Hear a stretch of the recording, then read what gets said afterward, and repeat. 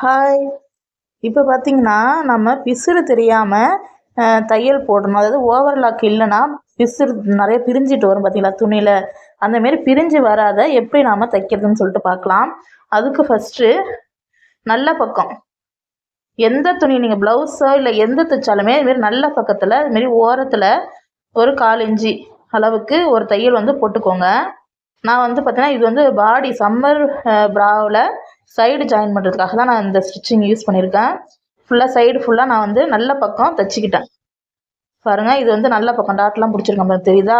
Dot உள் பக்கம் இருக்குது. இது வந்து மேல் பக்கம் நல்ல பக்கத்தில் நான் ஃபஸ்ட்டு ஒரு தையல் போட்டிருக்கேன். அதுக்கப்புறம் அதை அப்படியே திருப்பிட்டு உள் பக்கம் திருப்பி நம்ம தையல் போட்டோன்னா இப்போ நமக்கு தைச்ச பிசுறு தெரியாது. இந்த பிசுறுலாம் உள்ளார போயிடும் உங்களுக்கு. இதுக்கு நமக்கு ஓவர்லாக்கு தேவைப்படாது. இப்போ நம்ம ஒரு 1/2 இன்ச் அளவுக்கு தள்ளி தையல் போட்டுக்கலாம். இந்த தையல் தான் நம்ம உள் பக்கம் போடுறோம்.